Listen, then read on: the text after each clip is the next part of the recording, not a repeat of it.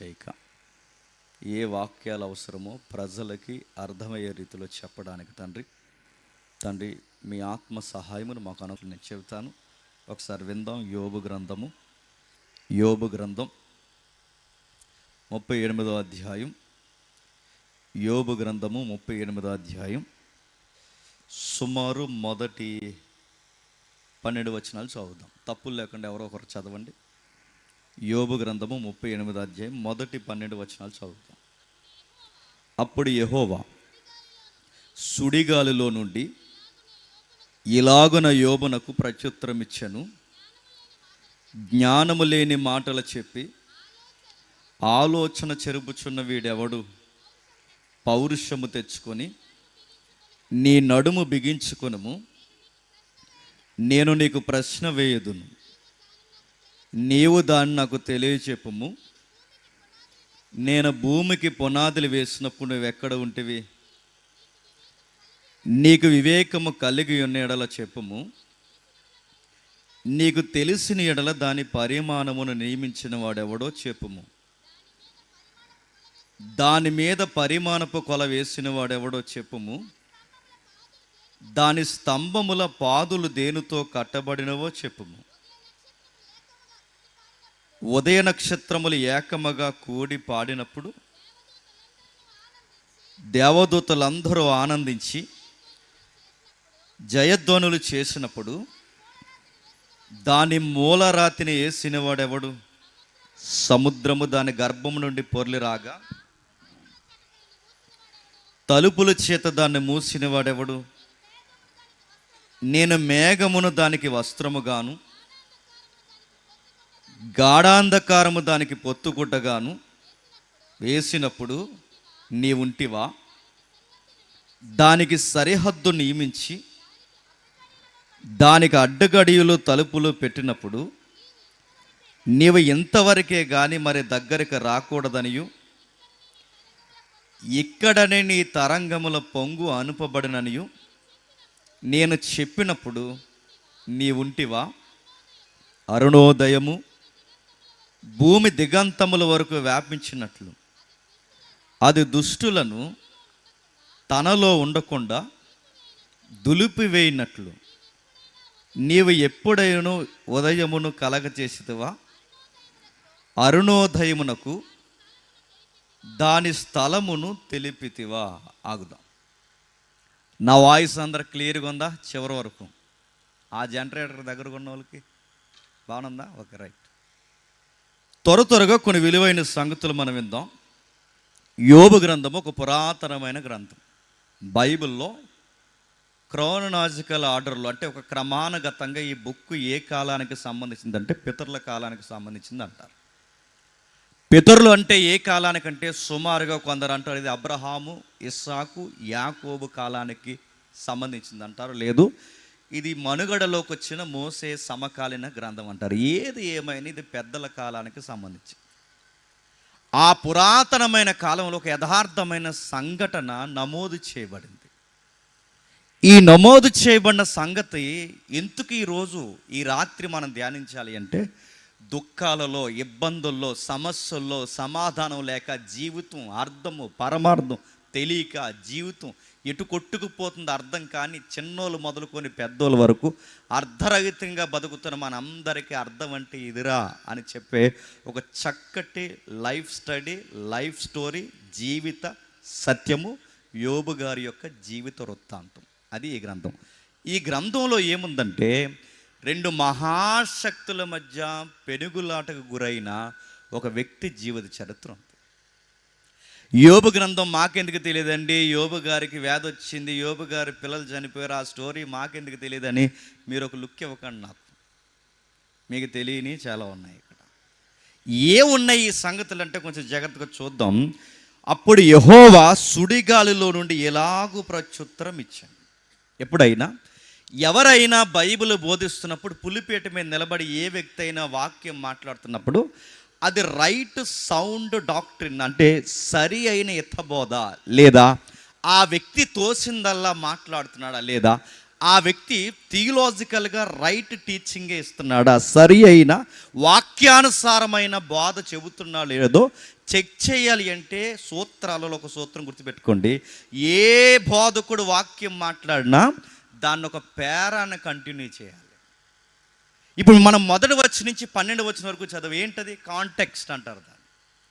ఆ context miss అవ్వకుండానే, సందర్భం మిస్ అవ్వకుండానే దానికి సపోర్ట్గా ఏం జరిగిందో మిగిలిన అధ్యాయాల జోలికి పోవాలి తప్ప ఈ అసలు సందర్భాన్ని గాలి కుదిలేసి ఇక్కడ ఒక రెఫరెన్స్ తీసి అక్కడ ఒక రెఫరెన్స్ తీసి నా లైఫ్లో ఏదో జరిగిన 4 సంఘటనలు ఉదాహరణలు చెప్పి నీకు మ్యాచ్ అయ్యే 4 మాటలు చెప్పి అందులో 2 పాటలు పాడి ఆమేనంటే మీ అందరిని కలిపి డ్రైనేజీలో దోసేస్తాడు దేవుడు.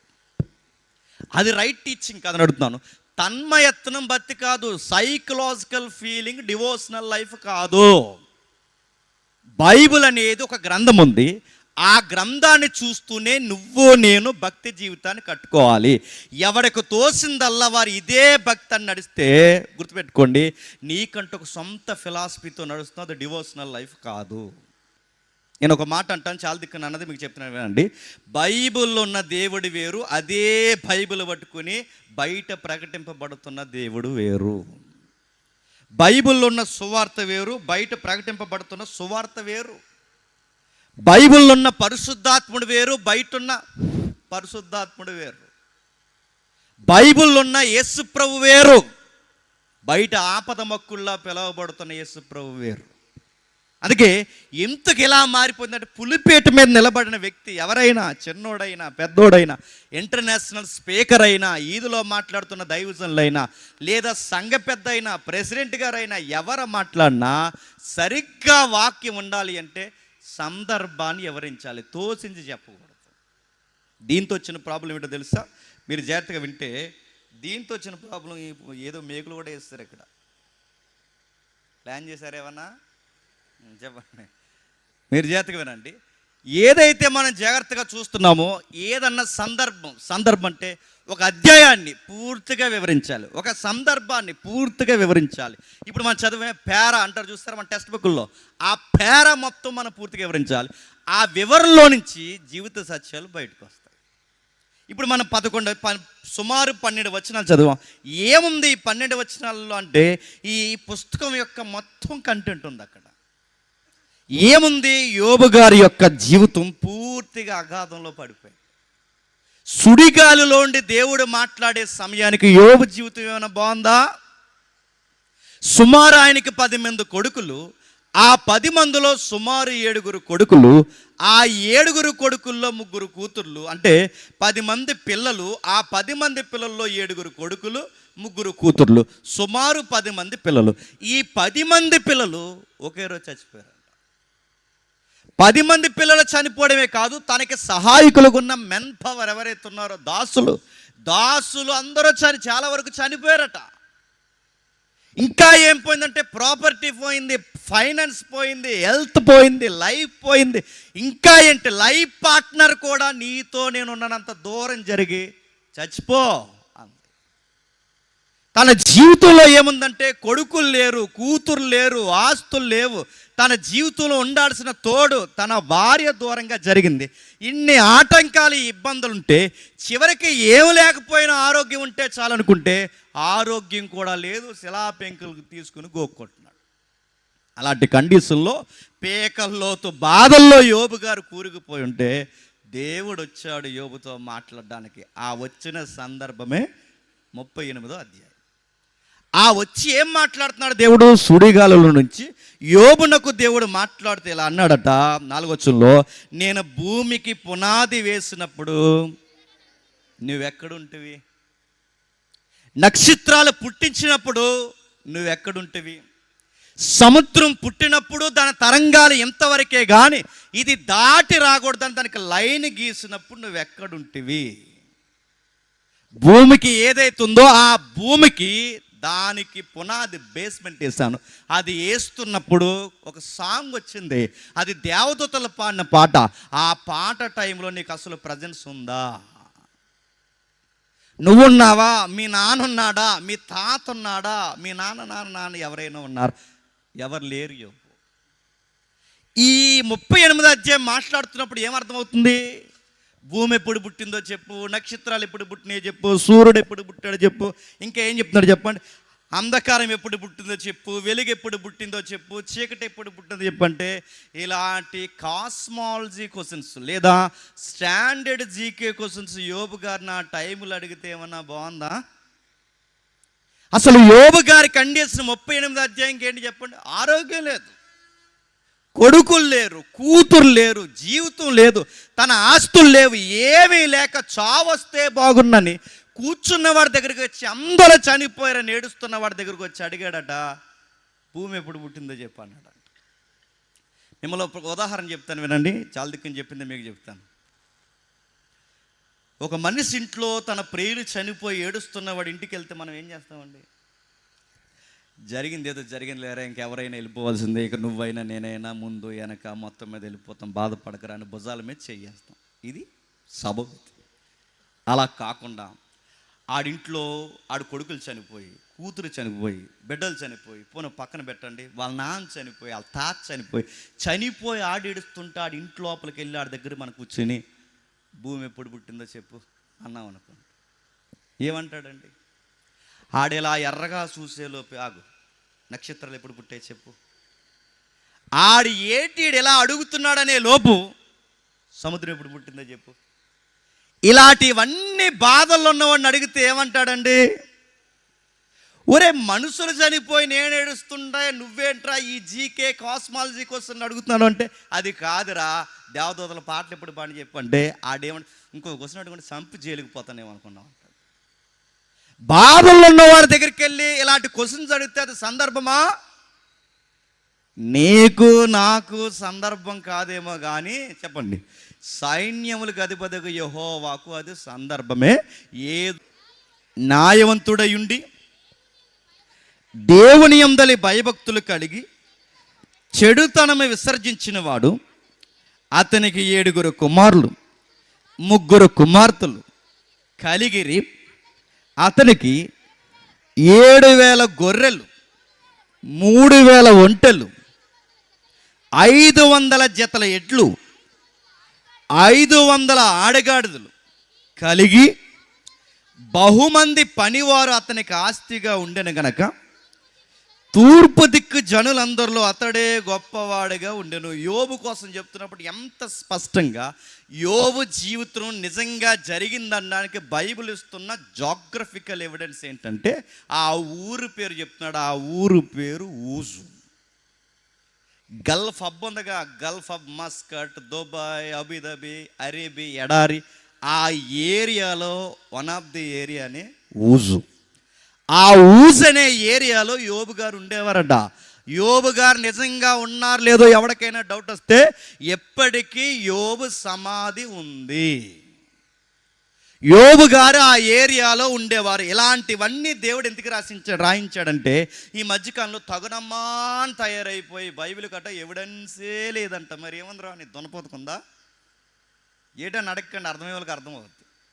దేనికుందని అడుగుతున్నాను. బైబిల్కి ఎవిడెన్స్ లేదు, దీనికి జాగ్రఫికల్ ఎవిడెన్స్ లేదు, దీనికి హిస్టరీ లేదు.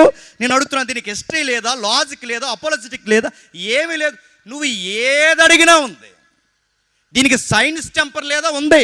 నువ్వు ఏ కోణంలో, నువ్వు ఏ డిగ్రీలో దీన్ని అడిగినా దీనికి ఫుల్ ఎవిడెన్స్ ఉన్నాయి. యోబు జీవిత చరిత్ర అనేది ఒకవేళ అబోధ కల్పన అయితే యోబు గారు గురించి చెప్తున్నప్పుడు దేశం పేరు చెప్పకూడదు. దేశం పేరు చెబుతున్నాడంటే దేశం ఉన్నదన్నది నిజమైతే దేశ చరిత్ర ఉన్నదన్నది నిజం. దేశ చరిత్ర ఉన్నదన్నది నిజమైతే యోబన్న జీవిత చరిత్ర కూడా నిజం. యోబు జీవిత చరిత్ర నిజమైతే యోబుని పరీక్షల్లో నిలబెట్టిన దేవుడు ఉన్నాడన్నది కూడా నిజం. ఇవన్నీ నిజం, ఇవన్నీ జరిగాయి. ఈ పచ్చి నిజాలు చరిత్రలో మైలు రాయిల్లా నిలబడిపోయిన భక్తుల జీవిత చరిత్రలో అందులో ఒక రాయే యోబు. ఏముంది, యూదు దేశమందు ఒక మనుషుడు ఉన్నాడట. భయము, భక్తి, యథార్థత, చెడుతనానికి దూరంగా జరిగి కుటుంబంతో 7 కొడుకులు 3 కూతురులతో 10 మంది పిల్లలతో భార్యతో బహుమంది పనివారితో కుటుంబాన్ని సాగిస్తున్నాడు. ఆయనకి ఎంత ప్రాపర్టీ ఉందో చెప్తున్నాడు. మీరు చూడండి, 7,000 గొర్రెలు, 3,000 ఒంటెలు, 500 జతల ఎడ్లు, 500 ఆడగాడిదలు. ఏంటి ఇవన్నీ? బాగా ఉండండి. ఈ రోజుల్లో ఒక్క బెంజ్ కారు ఉంటే కోనసీమలో పట్టుకోగలమా? రేంజర్ ఎవరు? ఆడి పని లేకపోతే తిరుగుతుంటారు వేసుకుని. నేను అడుగుతున్నాను, ఆ రోజుల్లో ఎడారి వాహనాలు ఏంటో తెలుసు? ఎడారి బెంజులు. ఎడారి బెంజ్ ఏంటో తెలుసా? ఒంటె. ఒక ఒంటెని మెయింటైన్ చేయడం అంటే తల ప్రాణం. చెప్పండి. ఎందుకంటే దాన్ని కొనుక్కొని బకెట్ నీళ్ళు ఎట్టండి, సరిపోతాయేమో చూడండి. ఒక ఒంటెకి నీళ్ళెట్టాలంటే చెమట పడుతుంది. అలాంటిది 3000 ఒంటెలు అరేబియా ఎడారిలో యోబు మెయింటైన్ చేస్తారంటే ఆ రోజుల్లో బెంజ్ కార్లు లాంటివి అవి. అంత డబ్బు ఉన్నవాడు. ఇంకా ఆయనకి గొడ్డు గోద ఏవైతే ఉన్నావో గొర్రెలు అంటే ఆయన దగ్గర ప్రోటీన్ ఫుడ్ ఎంత కావాలో అంత ఉంది. ఈరోజు అత్యధికమైన మంచి వ్యాపారాల్లో వ్యాపారం ఏంటో తెలుసా? ప్రోటీన్ దొరికే దుకాణం పెట్టుకుంటే బాగా అవుతుంది. ప్రోటీన్ అంటే తెలిసి వాళ్ళు తినే వాళ్ళు తెలుతుందిలేండి. అది పెట్టుకుంటే అందుకే ఈ మధ్య చంద్రబాబు నాయుడు గారు ఒక మాట అన్నారు చూసారా? రైస్ తినకండి అంటున్నాడు. సీఎం గారు అంటున్నారు చూసారు, రైస్ తినకండి, ప్రోటీన్ ఉన్న ఫుడ్ తినండి. అది అంటే ఆ రోజుల్లో ఆయన ఇంటి నిండా ప్రోటీన్ టన్నులు ఉందంట. ఆ రోజుల్లో ఎంత ఉందో చూడండి. ఒంటెలు ఉన్నాయి, గొర్రెలు ఉన్నాయి, గాడిదలు ఉన్నాయి. గాడిదలంటే ట్రావెల్ అంటే ట్రావెల్ చేసే దాంట్లో బరువులు మోసే వాహనాలు ఉంటాయే అవి. అంటే గూడ్స్, మినీ గూడ్స్లు ఉన్నాయి ఈయన దగ్గర. ఇంకంత కాదు ఇంత కాదు, ఆయన ఎంత ఆస్తిపరుడంటే కొలుస్తున్నాడు. తూర్పు దిక్కు జనులందరిలో అతడే గొప్పవాడు. ప్రశ్న, తూర్పు దిక్కు జనులందరిలో అతడే గొప్పవాడు అంటే తూర్పు దిక్కుడంటే తూర్పు అంటే ఏంటి చెప్పాలి. ఇప్పుడు మిమ్మల్ని అడుగుతున్నాను, చెప్పండి. తూర్పు అని దేన్ని అంటారు? చెప్పండి. మేము ఇంటర్నేషనల్ కోసం ఏమన్నా చెప్పండి. తూర్పు అంటే ఏంటి? మీ ఊరికి తూర్పు పెట్టు, ఇటు గుర్తుపెట్టుకోండి. ఇది తూర్పు, ఇది పడమని అనాలంటే ఎలా చెప్తారు? చెప్పాలి. ఇది తూర్పు, ఇది పరమడ, ఇది ఉత్తరం, ఇది దక్షిణం అని ఎలా చెబుతారు? కరోనా బ్యాచా? మీరు చెప్పండి. ఎలాగా చెప్పండి. సూర్యుడు మీ బొంద. నేను అందుకంటాను, మ్యాప్ లాంగ్వేజ్లో చెప్పండి. సూర్యుడు ఎదిరించాడా, నక్షత్రం, మ్యాప్ లాంగ్వేజ్ వేరు. మళ్ళీ అడుగుతున్నాను, ఇది తూర్పు పరమడు అన్నాలంటే గాల్లోకి వెళ్ళి చెప్పగలవా? తూర్పు పెట్టో ఎటు చూసినా సూర్యుడు ఉంటాడు. మరి ఎలా చెప్తావు తూర్పు పరమడు అంటే? నువ్వు స్పేస్లోకి వెళ్తే ఎటు చూసినా సూర్యుడు కనబడతాడు. మరి తూర్పు పరమడు అని ఎలా చెప్తారంటే ఏదన్నా ఒక తూర్పు అని చెప్పాలంటే ల్యాండ్ మార్క్ ఉండాలి. ఇప్పుడు ఇది తూర్పు అని మీరు అంటున్నారంటే మీ ఊరు ఒక ల్యాండ్ మార్క్. ఇది తూర్పు అని అనాలంటే ఈ బెంచ్ నాకు ఒక ల్యాండ్ మార్క్. ఇప్పుడు ఇది మీకు అర్థమైతే ప్రపంచానికి తూర్పు అనాలంటే ప్రపంచానికి కూడా ఒక ల్యాండ్ మార్క్ ఉండాలి. ఏంటి ఆ ల్యాండ్ మార్క్ అంటే? యోనా గారు తెలుసుగా, యోనా గారు వాడెక్కి పారిపోతారు. ఆయన వాడెక్కిన సముద్రం ఉంటుంది. ఆ సముద్రం పేరు చెప్పండి. మధ్యధరా సముద్రం. బైబిల్ ఉంటుంది మధ్యధరా సముద్రం అంటే ప్రపంచంలో మధ్యలో ఉన్న సముద్రమే మధ్యధర. అందుకే దాని పేరే మధ్యధరా సముద్రం. ఆ సముద్రం మీద యోనా గారు వాడెక్కి పారిపోదాం అనుకున్నాడు సువార్త అనేసి. ఆ సముద్రం ప్రపంచం మధ్యలో ఉంది కనుక ఆ సముద్రాన్ని మ్యాప్ పాయింటింగ్గా తీసుకుని ఏం చేస్తారంటే ఈ ఎవరైతే జోగ్రఫీ ఎతికే వాళ్ళు దాన్ని సెంటర్ పాయింట్గా చేసి మధ్యధరా సముద్రాన్ని, ఆ సముద్రానికి తూర్పునున్న వాటిని అన్నిటినీ తూర్పు దేశాలు అంటారు, పరమటినున్న వాటి అన్నిటినీ పరమట దేశాలు. అంటే ఇది తూర్పు పరమట అనాలంటే సూర్యుడు కాదు, చెప్పండి, సముద్రం. ఆ సముద్రానికి తూర్పు అంటే మధ్యధరా సముద్రం దగ్గర నుండి అక్కడ తీర ప్రాంతం తీసుకుంటే మన దగ్గర ఒక తీర ప్రాంతం ఉంది. ఏంటి చెప్పండి బంగాళాఖాతం. ఈ బంగాళాఖాతం మీ దగ్గర ఉన్న సముద్రం ఏ ఊరు? ఏమంది? చింతలమూరు, అంతర్వేది. ఓకే, అంతర్వేది ఒడ్డు వరకు అంటే ఆ మధ్యధరా సముద్రం దగ్గర నుండి ఈ అంతర్వేరు ఒడ్డు వరకు 6 నేల ఉంది. ఈ 6 నేలనే తూర్పు దేశాలు అంటారు. మాట్లాడుతున్నా అంటే అక్కడి నుండి ఇక్కడ వరకు ఈ నేల మీద ఎన్ని దేశాలు ఉన్నాయో ఈ దేశాలన్నిటినీ తూర్పు దేశాలు అంటారు. ఈ తూర్పు దేశాల్లో ఒక దేశం మన దేశంలో ఒక పెళ్లి జరిగింది. ప్రపంచంలో ఎవడ చేయలేదు అలాంటి పెళ్ళి. 6,000 కోట్లు పెళ్ళికి. 6,000 కోట్లు పెళ్ళికైన ఖర్చు. 6,000 కోట్లు. ఏముందండి 6,000 కోట్లు అంటే? పెళ్ళి కార్డులు ఇస్తారుగా, కార్డులు. ఆ పెళ్ళి కార్డుని బంగారం కార్డులు ఇచ్చారు. ఇంకా ఆ పెళ్ళికి సెలబ్రిటీలు వచ్చారు. షారుఖ్ ఖాన్, సల్మాన్ ఖాన్, అమీర్ ఖాన్, ఆ ఖాన్, ఈ ఖాన్లందరూ కలిసి ఏం చేశారంటే రిలయన్స్ వాళ్ళ పెళ్ళిలో బ్యాండ్ కొట్టారు. నడుతున్నారు చిన్న యాక్టర్లు అండి. వీళ్ళ సినిమా రిలీజ్ అయితే 1000 కోట్లు బడ్జెట్తో రిలీజ్ అవుద్ది. అలాంటి బడ్జెట్ ఉన్న ఈ దమ్మున్న యాక్టర్లట ఆ రిలయన్స్ వాళ్ళ పెళ్ళిలో బ్యాండ్ కొట్టారంటే డబ్బుంటే కొండ మీద కోతైనా బ్యాండ్ కొట్టాల్సిందే. రిలయన్స్ వాళ్ళకి ఎంత డబ్బు ఉందంటే మీ కోనసీమలో పెట్టారు గ్యాస్ సిలిండర్, తెలుసుగా. ఇంకెందుకన్నా డీటెయిల్ మన లైవ్ వెళ్తుందిగా నడుతున్నాను. రాష్ట్రానికి అనేసే డబ్బు ఉంది, దేశాన్ని పాలించే డబ్బు ఉంది. ఏదైతే ఉందో రాజకీయ శాస్త్రంలో వాళ్ళు ఎవరైతే ఉన్నారో రాజకీయ నాయకుల్ని ఆపరేట్ చేసేంత డబ్బు ఉంది. అందుకే గత కాలపు మంత్రులు వెళ్ళారు, ఇప్పుడు మంత్రులు. ఆ పెళ్ళికి అందరు ఇండియాలో ఉన్న చాలా మెజారిటీ పొలిటీషియన్ ఆ పెళ్ళికి వెళ్ళారు. యాక్టర్లు వచ్చారు, రాజకీయ నాయకులు వచ్చారు. ఇంకా ఎవడెవడైతే ఇంటర్నేషనల్ సెలబ్రిటీ ఉన్నాడో అందులోకి అందరు వచ్చారు. ఆ సెలబ్రిటీలో కుర్రోళ్ళకి తెలుస్తుంది జాన్ సీనా పెళ్ళికి వచ్చాడు. జాన్ సీనా అంటే WWE ఫైటర్ కూడా పెళ్ళికొచ్చాడు. ఇక ఆళ్ళని కాదు, ఆ పెళ్ళికి వస్తే ఈ వచ్చిన వాళ్ళందరికీ నైట్ ఎంటర్టైన్మెంట్ కంటే ఈ చుట్టం పట్టం ఎవడైతున్నాడో ఆ నైట్ స్టేయింగ్ ఉన్న వారికి ఎంటర్టైన్మెంట్ చేయడానికి ఒక ఇంటర్నేషనల్ సింగర్ని తీసుకొచ్చాడు. ఆవిడ నల్లగా తెల్లగా కాకుండా ఉంటుంది, ఆవిడ పేరు నేను మర్చిపోయాను. ఆవిడ ఒక నైట్ పాటలు పాడడానికి, ఒక సిల్క్ డ్రెస్ వేసుకుని నైట్ పాటలు పాడడానికి, నైట్ పాట పాడడానికి 30 కోట్లు. 30 కోట్లు ఆవిడ దగ్గర ఏ పేడ కొట్టుకుని 30 కోట్లు నైట్ పాటలకు 30 కోట్లు. ఇంకా బాగుందండి. ఆ పెళ్ళికి వచ్చిన సెలబ్రిటీలకి వాచ్ గిఫ్ట్కి ఇచ్చారు. ఆ వాచ్ ఖరీదు ఎంత తెలుసా? 2 కోట్లు.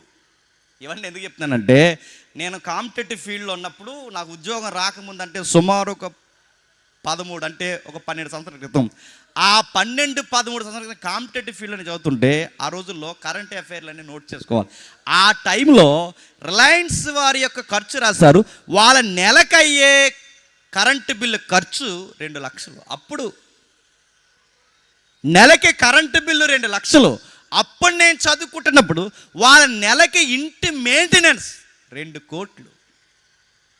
ఇంత డబ్బు. ఆ డబ్బు అంతా ఎవరిదంటే మనదే, బ్యాలెన్స్ అవుతుందంగా. ఇంత డబ్బు ఏదైతుందో, ఇంత డబ్బున్న రిలయన్స్ అంబానీ 6,000 కోట్ల రూపాయలతో పెళ్లి చేస్తే మీరు గమనించండి.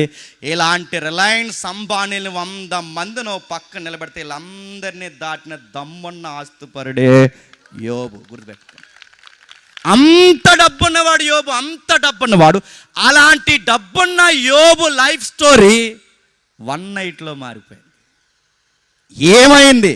తూర్పు దేశాల్లో ఆయనకంత డబ్బున్న వాళ్ళు లేడు, కానీ రివర్స్, ఇప్పుడు ఆయనకంత పేదోడు ఇంకెవడు లేడు. అంత డబ్బున్నవాడు నైట్ 1 డేలో ఆయన స్టోరీ ఎలా మారిపోయిందో తెలియాలి అంటే, ఒక అదృశ్య లోకంలో, ఇన్యూజిబుల్ యూనివర్స్లో ఈయన కోసం డిస్కషన్ జరుగుతుంది. ఒక కనబడని అదృశ్య లోకం ఉంది, అది ఉందా అంటే ఉంది. ఈ మెటీరియల్ వాదం కాదు, గుర్తుపెట్టుకోండి. ఈ పదార్థవాదమే కాకుండా, ఈ పదార్థం అంటే ఈ మెటీరియల్ ఆవల మనకు కనబరచని ఒక డార్క్ యూనివర్స్ ఉంది. ఆ యూనివర్స్లో శక్తులు ఉన్నాయి. ఇది నీ కంటికి నా కంటికి కనబడదు. ఎందుకు కనబడదంటే అది మన డైమెన్షన్లో లేదు. మనం పొడవు, ఎత్తు, ఎడల్పు, దీని 3 డైమెన్షన్ అంటారు. పొడవు, ఎత్తు, ఎడల్పు ఉన్న దాన్నే మనం చూడగలమే తప్ప, 360లో ఉన్న దాన్నే మనం చూడగలమే తప్ప, ఇంతకు మించిన డైమెన్షన్ ఉంది. 1 డైమెన్షన్ ఉంది, 2 డైమెన్షన్ ఉంది, 3 డైమెన్షన్ మనం ఉన్నాం, 4th, 5th, 6th ఇలా 11, 12 డైమెన్షన్స్ ఉన్నాయి. ఈ డైమెన్షన్స్ అన్నీ దాటున్నవాడే దేవుడు. అక్కడ యోబు కోసం డిస్కషన్. ఆ డైమెన్షన్ అంటే ఏంటంటే మన కంటికి మెటీరియల్లో లేని ఒక కోణం, దాన్ని డైమెన్షన్ అంటారు. అలాంటి దిక్కుని డిస్కషన్ జరుగుతున్నాడు. ఏమని? యోబు కోసం ఏమని జరుగుతుందో ఒక్కసారి అదే మొదటి అధ్యాయం 6వ వచనం చూడండి జాగ్రత్తగా. దేవదూతలు యెహోవా సన్నిధి నిలుచుటకు వచ్చిన దినం ఒకటి తటస్థించెను. ఆ దినమున అపవాది అగువాడు వారితో కలిసి వచ్చెను. యెహోవా నీవు ఎక్కడి నుండి వచ్చితి వారిని వాడిని అడగగా, అపవాది భూమి మీద ఇటు అటు తిరుగులాడుచు అందులో సంచరించుచు వచ్చుదునని యెహోవాకు ప్రత్యుత్తరం ఇచ్చాను. 6వ వచనం తెలుగు అక్షరాలు తెలుసు కనుక కామనంగా మనం చదివేసుకుంటున్నాం, కానీ మీకు అర్థమైతే ఒక థియాలజీ ఉంది. ఆ థియాలజీ అంటే ఏంటో తెలుసు, ఒక దైవికమైన శాస్త్రం ఉంది. ఆ శాస్త్రంలో నిగూఢమైన సత్యం ఉంది. ఆ సత్యం ఏంటంటే, ఒక అదృశ్య ప్రపంచంలో కౌన్సిల్ జరుగుతుంది. ఆ కౌన్సిల్ పేరు డివైన్ కౌన్సిల్ అంటారు. కౌన్సిల్ అంటే ఏంటంటే మాకు అర్థం కాలేదని ఒకవేళ మీరు నన్ను తిరగేసి అడిగితే, కౌన్సిల్ అంటే దేశంలో ఏ చట్టం ఉండాలో, ఏ చట్టం రద్దు చేయబడాలో, ఎక్కడ ఏ చట్టం ఎలా అమలు జరగాలో, కొత్త చట్టాలు ఎలా రావాలో ప్రతిదానికి ఆమోదం పలికే పెద్దల సభ, అలాగే పార్లమెంట్ ఉంటుంది. ఈ పార్లమెంట్ ఏదైతుందో ఆ పార్లమెంట్లో కౌన్సిల్ ఉంటారంటే ప్రతిపక్షం ఉంటుంది, అధికార పక్షం ఉంటుంది. వీళ్ళిద్దరు కలిసి నిర్ణయాలు తీసుకుంటారు. ఏది ఉండాలి, ఏది తీసేయాలి.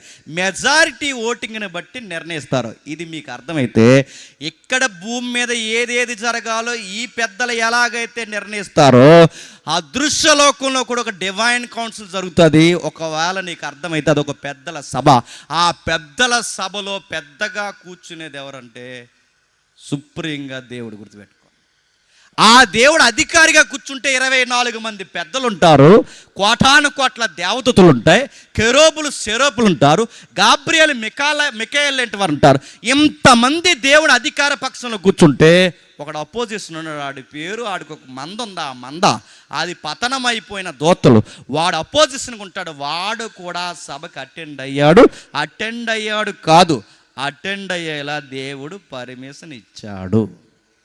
మీ గమ్మత్ చెప్పనా, 2029లో సీఎం ఎవరుండాలో, పిఎం ఎవరుండాలో నువ్వు నేను ఓటేకి మునిపే డిసైడ్మెంట్ ఎక్కడ జరిగిపోతుందో తెలుసా? డివైన్ కౌన్సిల్లో జరుగుతుంది. మీకు అర్థమైతే తర్వాత ఇంటికి వెళ్ళి చదువుకున్నది పెద్ద సబ్జెక్ట్ అది. దానియేలుకి చెప్తాడు, రాజుల్ని ఎక్కించేవాడు ఆయనే, రాజుల్ని దించేవాడు ఆయన, అధికారిని పెట్టేవాడు ఆయనే, అధికారిని తీసేసేవాడు ఆయన. రాజుల హృదయాలు, ప్రజల హృదయాలు నీటి కాలంలో తిప్పేదంటే ఎలక్షన్ జరగమునిపే రాష్ట్రానికి, జిల్లాకి, పంచాయతీకి, సెంట్రల్కి ఎవడెవడు ఏ అధికారం చెయ్యాలో దేవుడే నిర్ణయిస్తాడు. అంటే మీకు అర్థం కాదు. మరి వ్యతిరేకమైన ప్రభుత్వం ఎందుకు వచ్చిందంటే కుదురులేక వచ్చింది. గుర్తుపెట్టుకో. ఇంకెంతకన్నా డీటెయిల్గా నన్ను అడగండి. మందమద్దులు అయిపోయి సంసోన్లాగా దెలీలా తొడమే పడుకుంటే తట్టి లేపే ఒక ప్రభుత్వం ఉండాలా వద్దా? సంఘానికి మత్తు ఎక్కువైపోయి ఏం చేస్తున్నారు చెప్పండి? పెద్దల మీద గొడవేమో పాస్టర్ గారికి, పాస్టర్ మీద గొడవేమో పెద్దల గారికి. క్రిస్మస్లో దరిద్రం ఏంటో తెలుసా? ఆ క్రిస్మస్లో జరిగింది. ఆ కేక్ కట్ చేశారు పాస్టర్ గారు. ఇటేపు ఉన్న పెద్దలకు పెట్టడం, కుడి చేతితో పెట్టరు కదండి. ఆ కుడి చేతిలో పెడితే ఇటేపు ఉన్న పెద్దలందరూ దిగిలిపోయారు. ఎందుకు? వాళ్ళు పెట్టారు కదా, పెట్టండి అన్నారు. నడుతున్నాను. కేక్ కట్టకపోతే కోపం ఇస్తే నడుతున్నాను. సంఘంలో మన విజన్ ఏంటి, మన దర్శనం ఎంత గొప్పది. లోకానికి నీతిని నేర్పించిన మనమే కేకుల కోసం, పేర్ల కోసం, పాటల కోసం, పాంప్లెట్ల కోసం, ఇలాంటి సిల్లీ విషయాల కొరకు మనం కొట్టుకుంటే ఇలాంటి గవర్నమెంట్లే వస్తాయి. ఇలా రావాలని దేవుడు నిర్ణయిస్తాడు. దేవుడు డివైన్ కౌన్సిల్లో ముందే నిర్ణయించాడు. ఏమని? ఎవరు ఉండాలో ఎవరు ఉండకూడదో. అదే ఆ మీటింగ్ని 6వ వచనంలో చెప్తున్నాడు. ఏమని? ఎక్కడి నుండి వచ్చావు దేవుడు తెలుసు అంటే ఎక్కడంటే ఏమేమి ఇన్ఫర్మేషన్ తెచ్చావు, ఎక్కడెక్కడ తిరుగు. ఆడి పేరేంటి తెలుసు? అపవాది. అపవాది అంటేనే ఏదో ఒక అపనిందయుడు. ఆడి పేరే అపవాది. అపవాది అంటే ఏదో ఒక నిందయుడు. ఆ అపవాదిని నిందేస్తాడు. ఏమని దేవుడు అడిగాడు? నువ్వు ఎక్కడి నుండి వచ్చావని అడిగితాడు. చెప్పిన సమాధానం, భూమి మీద. ఇడికి పని ఎక్కడ లేదు ఇంకా చెప్పండి. భూమి మీద ఇటు అటు తిరుగుతున్నాడు. వీడికి ఏరే పనేమి లేదు. ఏ కొంపలో ఏం జరుగుతుందో చూడడమే వీడి డ్యూటీ. ఇప్పుడు చెప్పండి, అటు ఇటు తిరిగేవాడు ఎవడండి? సాతానుగాడు. ఇప్పుడు ప్రశ్న అడుగుతున్నాను, మన ఈదుల్లో అమ్మ భయం కానీ, నాన్న భయం కానీ, పెద్దల భయం కానీ, గురువుల భయం కానీ, సేవకుల భయం కానీ, చదువు కానీ, పని కానీ ఏమీ లేకుండా తిరిగి ఖాళీ బ్యాచ్ అంతా ఎవడ తాలీకు? ముఖ్యాంశాలు మరోసారి, ఆడి తాలీకే. ఆడెలా తిరుగుతారో ఈ ఖాళీగా ఉన్న ఈ బ్యాచ్ అలాగే తిరుగుతారు. బస్సు వెళ్తుందంట, బస్సు వెనకాలంటే ఇటు బుల్లెట్ వేసి పోడట. ఏం బస్సు రాదంటే కాలేజీ బస్సు అంట. టైర్కి ప్యాచీలు ఎత్తావా? దేనికి వెళ్తున్నావురా? నేను అడుగుతాను, పని పాట ఏమి లేదని అడుగుతున్నాను. స్కూల్ వదిలే టయానికి అట్టాడు గేటు ముందు నిలబడ్డాడట, కాలేజ్ వదిలే టయానికి ఇటు గేట్ దేనికి రా? సెక్యూరిటీ చేస్తున్నావు అక్కడ. మీ అమ్మ అడగదా? మీ నాన్న అడగడా? మరి ఊర్లో పెద్దలు ఎవరు ఈ ఖాళీ బ్యాచ్ని ఎవడు అడగడా? ఈ గెలిపించుకున్న ఈది నెంబర్లు ఏమైపోయారు? పంచాయతీ ప్రెసిడెంట్లు ఏమైపోయారు? ఇంతమంది ఎదవల ఖాళీగా తిరిగి ఊరిని ఏదో చేసేసి ఇలా ఉన్నా. మీ సైడేగా కొట్టుకున్న వీడియో బయటకు వచ్చింది. ఇంత ఎదవల ఖాళీగా ఒక్కరి కంప్లైంట్ ఇస్తారా? వాళ్ళు వస్తాయి, మీరు అడుగుతారు ఏమని? కాయిస్తారా, నోటిస్తారు? నీ బంధిస్తారు. నీకు నడుతాను, కాయిస్తారు, నోటిస్తారు, రోడ్డు వేస్తారు. ఇవేం కాదు, మా కుర్రోలు బాగుపడాలి. నేను అడుగుతున్నాను, మన కుర్రోలు బాగుపడాలి. ముఖ్యంగా క్రైస్తవ ప్రాంతాలు బాగుపడాలి. మన ఏరియాలో ఉన్న అనేక మంది పిల్లలు సర్వేలో తేలింది చెప్పనా, మన తాతలు సారాలు తాగి తెచ్చారు, మన అయ్యలు బ్రాందీలు తాగి తెచ్చారు, ఇప్పుడు వీళ్ళు బీర్లు తాగి చేస్తున్నారు. కాదని అడుగుతున్నాను, దేనికి పనికొస్తాను అడుగుతున్నాను. ఈ వయసు నుంచి నువ్వు తాగితే, ఈ మాట అంటున్నాను ఏమనుకోకండి, అనుకున్న వల్ల అనుకోండి, నేను ఈ మాట అడుగుతాను, ఇప్పటి నుంచే తాగితే సంవత్సరానికి పనికొస్తావా? లివర్ పోద్ది, కిడ్నీలు పోతాయి, పల్స్ రేట్ పడిపోద్ది, హార్ట్ బీటింగ్ తగ్గు. దేనికి పనికొస్తావు? నిన్ను నమ్మి ఆ పిల్లని పెళ్లి చేస్తే నీకు పుట్టుక్కమని ఏదైనా జరిగితే ఆ పిల్ల భవిష్యత్తు ఏమైపోవాలి? అదిగో ఇది కానీ ఏడాదికి లింగుమని 2 గుడ్లు ఎడతారు ఇద్దరు కలిసి. నేను అడుగుతున్నాను, ఆ 2 సంవత్సరాలు 3 సంవత్సరాలకు ఓ పాపో బాబుని కంటారు. మీ ఇద్దరికి ఏమన్నా అయితే ఆ పసికంత జీవితం ఏమైపోవాలి? నేను అడుగుతున్నాను, ఖాళీగా తిరిగేవాడు, మళ్ళీ చదువు లేకపోయినా, పని లేకపోయినా, రూపాయి సంపద, అమ్మా నాన్నకి కలిసి రాని ఎవడైనా నేను చెప్తున్నాను, వీడు ఎవడ తాలీకంటే వీడి దయ్యంగడ తాలీక. మళ్ళీ చెప్తున్నాను, వీడు సాతానే. ఏదో ఒక మగపిల్లోడు అన్నాక ఏదో ఒక పని చెయ్యాలి, ఆడపిల్ల అన్నాక ఇంట్లో తల్లిదండ్రులకి కలిసి రావాలి, చక్కగా చదువుకోవాలి. ఖాళీగా ఉన్న వారిని ఏమందో తెలుసా? Empty mind devil's factory. గుర్తుపెట్టుకోండి, ఏదో ఒక పని చేయాలి. ఏ పని లేకపోయినా మళ్ళీ చెప్తాను, ఇంట్లో తుడిచేయండి, సీపురు తీసుకుని అంతే. ఇంకా ఏ పని లేదు, నీ బట్టలు ఉతుక్కో. ఏ పని లేకపోతే ఉదయం లేసి మళ్ళీ చెప్తున్నాను, ఒక 4-3 కిలోమీటర్ల పరిగెట్టు, ఏదో ఒక పని చేయి. బాడీని అలా వదిలేసావో, బైబిల్ అంది, సోమరే ఇదే నువ్వు కొనసాగిస్తే సింపుల్ గుడ్లు కూడా పనికిరా. మీ అమ్మ నాన్నకి నైనా సూపర్ మ్యాన్లా, స్పైడర్ మ్యాన్లా ఎప్పుడు వాళ్ళకి వయసు అవదా, వాళ్ళకి కాలో చెయ్యో వంగితే నడుతున్నాను. సంపాదించిన డబ్బు నువ్వు కూర్చొని తింటే, పెద్దల సామెత చెప్పారు, తింటూ కూర్చొని తింటే కొండలైనా. నేను మళ్ళీ చెప్తున్నాను, యంగ్స్టర్స్ ఎవరైతే ఉన్నారో, యంగ్ బాయ్స్, యంగ్ గర్ల్స్ ఎవరైతే మీ అందరూ చెప్తున్నాను, చదివే టైంలో చదవండి, పెళ్ళి వచ్చే టైంలో పెళ్ళి చేసుకోండి, ఉద్యోగం కొట్టే టైంలో ఉద్యోగం కొట్టండి, పిల్లల్ని కనే టైంలో పిల్లల్ని కనండి. ఖాళీగానున్నారో మీరు వాడికి దొరికేస్తాడు. మీ లిస్టాడు సరాసరి ఎక్కడ పట్టుకెళ్తాడంటే డివైన్ కౌన్సిల్లోకి పట్టుకెళ్తాడు. ఎవర్రా నీ బ్యాచ్ అంటే, మా కోనసీమలో చాలా మంది ఉన్నారంటాడు. చెప్తాడు, అందుకే చెప్తున్నాడు. చూడండి, వాడు వెళ్తున్నాడు, నువ్వు ఎక్కడి నుండి వచ్చింది అంటే ఇటు అటు నడుతున్నాను. ఖాళీగా ఉన్నవారు ఇటు అటు తిరగరా, ఇటు అటు.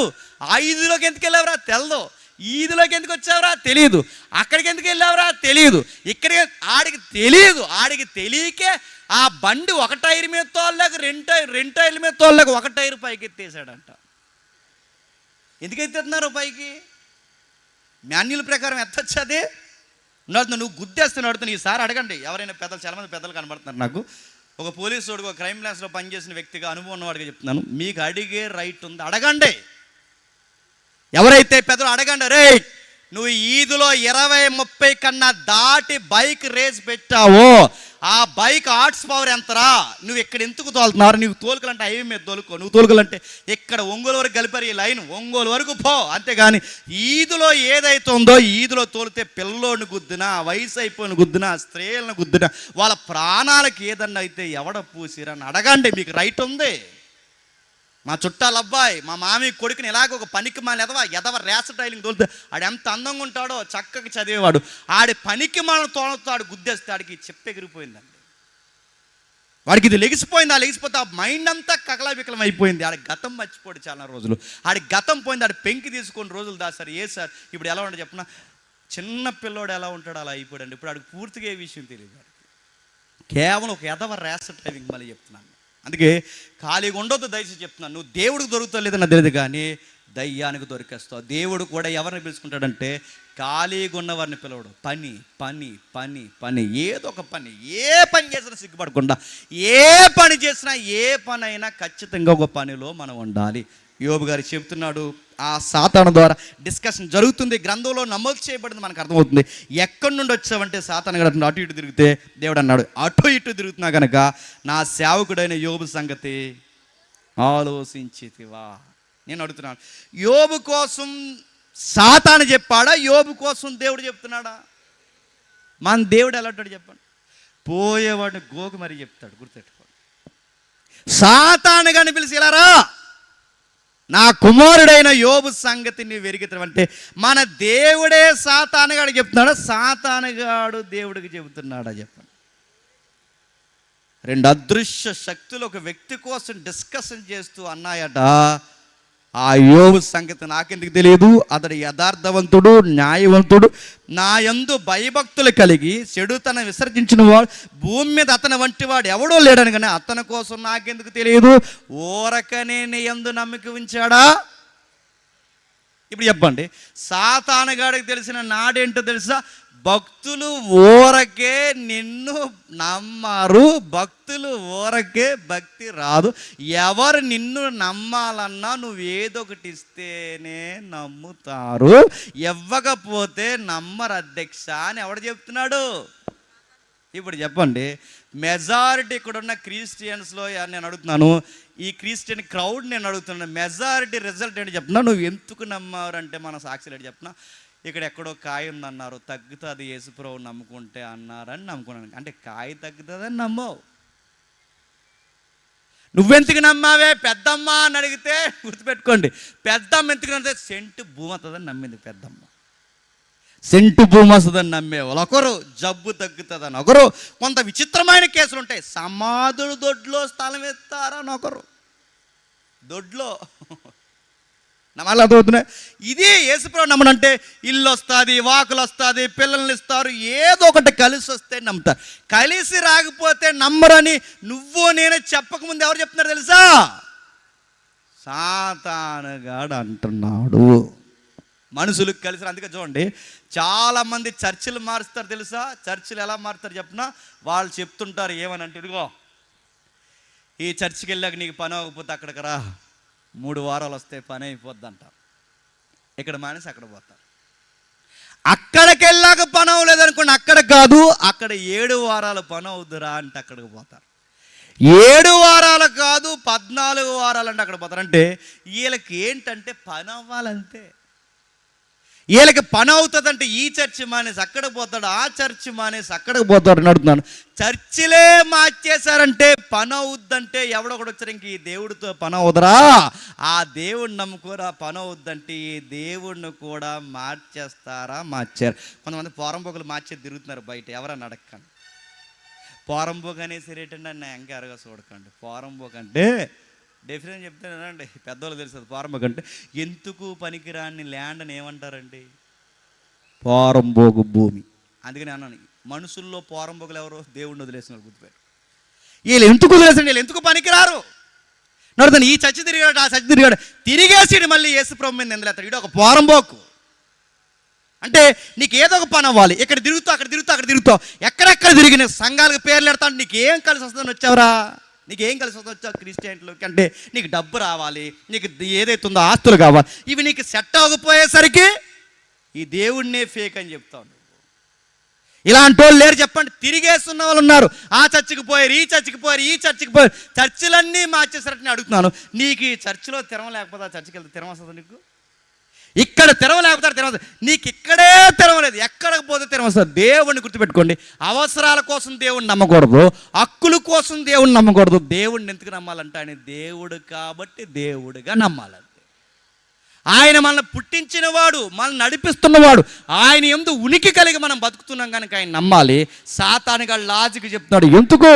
యోబుకి పట్టిందల్లా బంగారం చేస్తావు, వ్యవసాయం చేస్తే వ్యవసాయం దీవిస్తావు, బిడ్డలు పుడితే బిడ్డలను దీవిస్తావు, ఆరోగ్యాన్ని దీవిస్తావు, భార్యను దీవిస్తావు, కావలసినవన్నీ దీవిస్తావు. నిన్ను ఊరకే నమ్ముతారా? ఇవన్నీ తీసే నమ్ముతారేమో చూడు.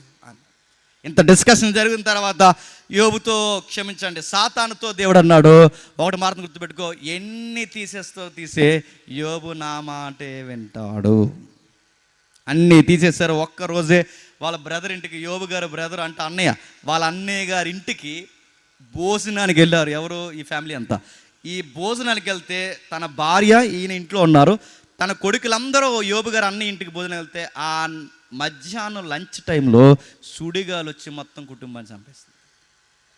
ఇప్పుడు గమ్మత్తు ఏంటి తెలుసా? 20 వచనంలో అప్పుడు యోబు లేచి తన పై వస్త్రం చింపుకొని తల వెంట్రుకలు గొరిగించుకొని నేల మీద సాష్టాంగపడి నమస్కారం చేసి ఇట్లను, నా తల్లి గర్భం నుండి దిగంబరినే వచ్చుతుని, దిగంబరిగా అక్కడ తిరిగి వెళ్ళదును, యెహోవా ఇచ్చును, యెహోవా తీసుకొని పోయిను, యెహోవా నామానికి స్తుతి కలిగిన కాక. సాతాను గారికి చెల్లు అనిపోయిన మాట ఏంటంటే, అన్నీ ఉన్నాయి కాబట్టే యోబు నిన్ను నమ్మాడు, అన్నీ తీసేస్తే నిన్ను దూషిస్తాడంటే వాడు ఎక్స్పెక్ట్ చేయని ఆన్సర్ ఏంటంటే, యోబు దూషించలేదు, దేవుని స్తుతించాడు. నేను ఒక మాట్లాడుతున్నాను చెప్పండి. మన వర్షిప్లు ఎప్పుడు చేస్తాం? స్తుతి స్తుతి స్తుతి స్తుతి స్తుతి. ఎప్పుడు చేస్తామండి? వర్షిప్ అంటే స్తుతి అయిపోయింది, స్తుతి అంటే వర్షిప్ అయిపోయింది. ఎప్పుడు స్తుతి? ఈ రోజుల్లో వర్షిప్లు అంటే చెప్పిన, వర్షిప్లు అంటే ఏమీ లేదు. వర్షిప్ అంటే లాస్ట్లో మ్యూజిక్ పెంచడమే, లాస్ట్లో ఈ ప్యాడ్ అయిన ఎవరితో గట్టి కొట్టడమే. ఇంకా అందుకే ఒక వీడియో వచ్చింది, వెళ్ళి ఆ ప్యాడ్ అయిన దగ్గరికి స్తుతి స్తుతి స్తుతి స్తుతి కొట్టు కొట్టు, స్తుతి స్తుతి కొట్టు కొట్టు అంటే ఆ ప్యాడ్ అయిన కొట్టుకో అని ఇస్తాడంట. వర్షిప్ అంటే మ్యూజిక్ పెంచాడు కదా.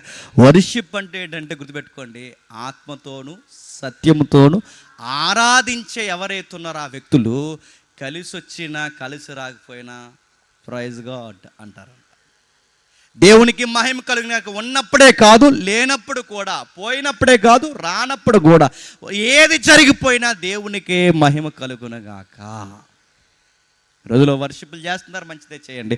కానీ వర్షిప్ పేరుతో ఏం చేస్తారంటే బైబిల్ అక్కడ పడేసి ఆ బైబిల్ కింద పడేసి ఇలా పైకి లేసి ఇలాగెలా కొడుతున్నారు. మంచిది అది? బైబిల్ కింద పడేసి నేను ఎవడు చేయమన్నాడు? వర్షిప్ కచ్చిపులు తీసి తిప్పుతున్నారు, సట్టలు తీసి తిప్పుతున్నారు. ఆ ఏదికల మీద వాళ్ళకి అసలు బుద్ధి లేదు, వాళ్ళ కోట్లు తిప్పేస్తున్నారు. ఈ కుర్రోళ్ళ చేతుల్లో బైబిల్ ఉండవు, ఆ బైబిల్ అలా కింద పడేసి అటు ఇటు దూకేస్తున్నారు. ఇది వర్షిప్పా? ఇది వర్షిప్ కాదు, ఇది యెజ్బేల్ ఆరాధన. వర్షిప్ అంటే ఏంటంటే యోబు చేస్తున్నాడు చూడండి, వచ్చినప్పుడే కాదు పోయినప్పుడు అన్నాడు, మోకాళ్ళేసి అంటున్నాడు, యెహోవా ఇచ్చాడు, యెహోవా తీసుకున్నాడు, దేవుని నామానికి మహిమ కలుగును గాక. ఇప్పుడు చెప్పండి, యెహోవా ఇచ్చాడు, యెహోవా తీసుకుని పోయాడని ప్రశ్న అడుగుతున్నాను.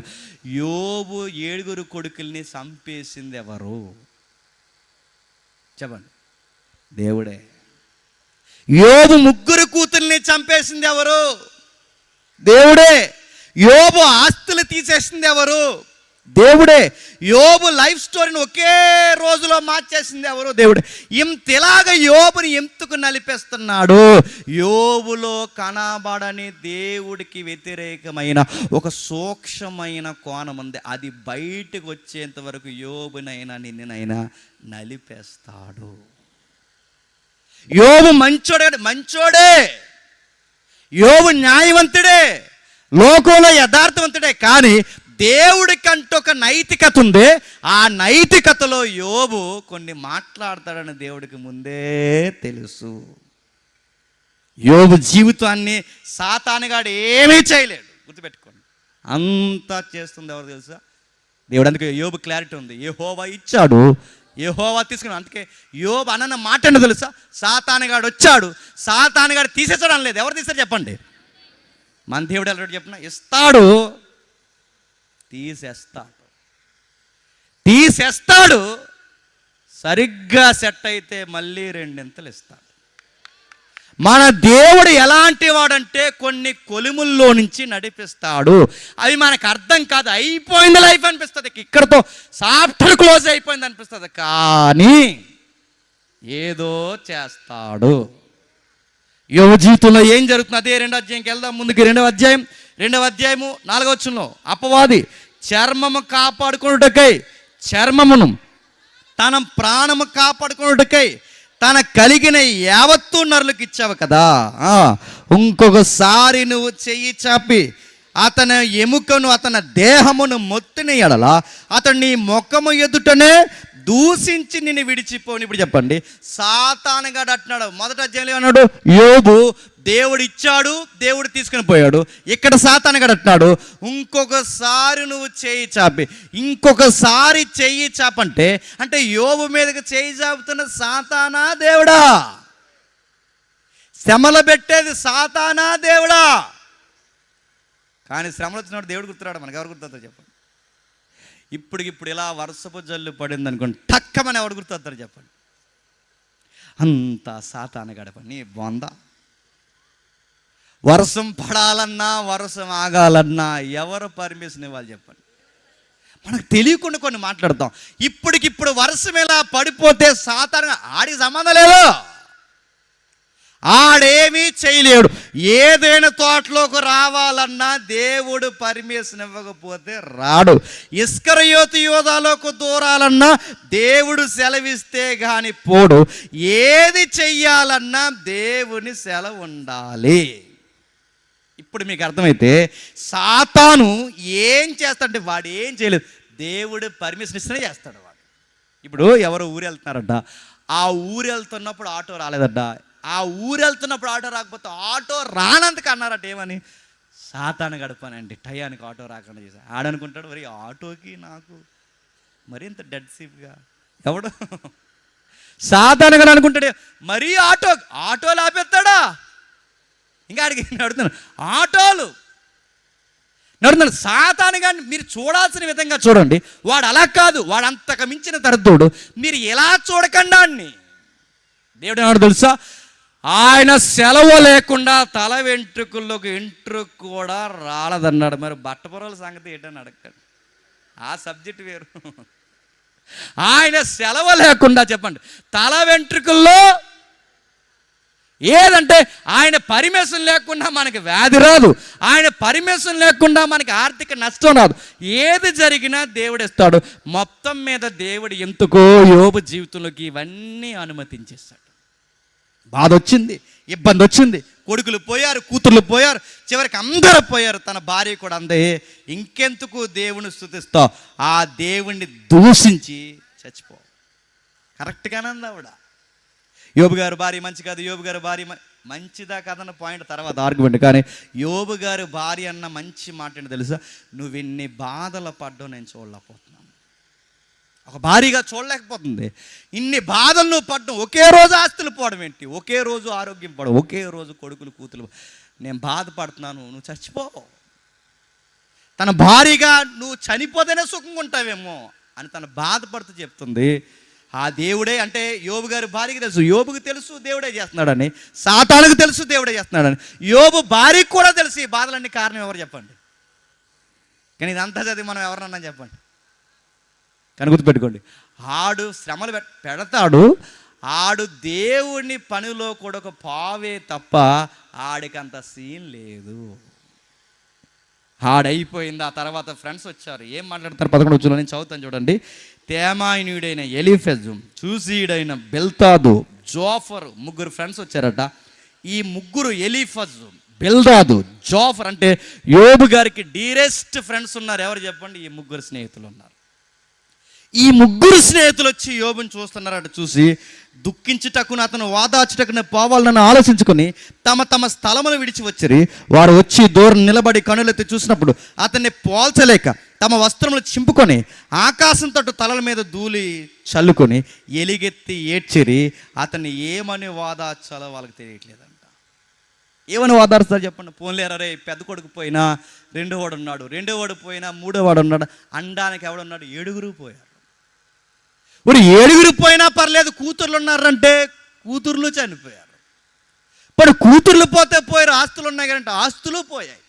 పోనీ అన్నీ పోయినా మీ ఆవిడ నీతో కొందరు ఉంది కదరంటే ఆవిడ ఎక్కడుంది? దూరంగా ఉంది. మరి ఎవరున్నారు యోబుతో అంటే పోనీ ఒరే అన్నీ పోయినాయి, భార్య పోయింది, కొడుకులు పోయారు, కూతుర్లు పోయారు, ఆస్తులు పోయారు, దాసులు పోయాయి, అన్నీ పోయిన ఒరే అన్ని ఆస్తుల కన్నా గొప్ప ఆస్తి ఆరోగ్యం ఉందలేరనడానికి ఆరోగ్యం పోయింది. యోబుకి ఏముంది చెప్పండి? ఇది ఉందని యోబుని వాదార్చడానికి యోబు స్నేహితులకి ఏముంది? అందుకే ఏమని వాదార్చాలో తెలియక యోబు ఏడుస్తుంటే యోబుతో పాటు 3 కూడా ఏడ్చారండి. వాదార్పుల్లో మంచి వాదార్పు ఏంటి చెప్పనా? మనం ఎవరి దగ్గరికైనా వెళ్తే, బంధువుల దగ్గర, స్నేహితుల దగ్గరికి, ఎవరి దగ్గరికైనా వెళ్తే వాళ్ళ బాధలు ఉన్నప్పుడు మంచి వాదార్పుల్లో వాదార్పు ఏంటంటే వాళ్ళు ఏడిసినప్పుడు వాళ్ళతో పాటు ఏడవండి. అదే వాదార్పు. వాళ్ళు బాధపడితే వాళ్ళతో పాటు కుర్చీ వేసుకుని పక్కన వాళ్ళని పట్టుకుని వాళ్ళతో పాటు కొంచెంసేపు దుఃఖాన్ని సలపండి.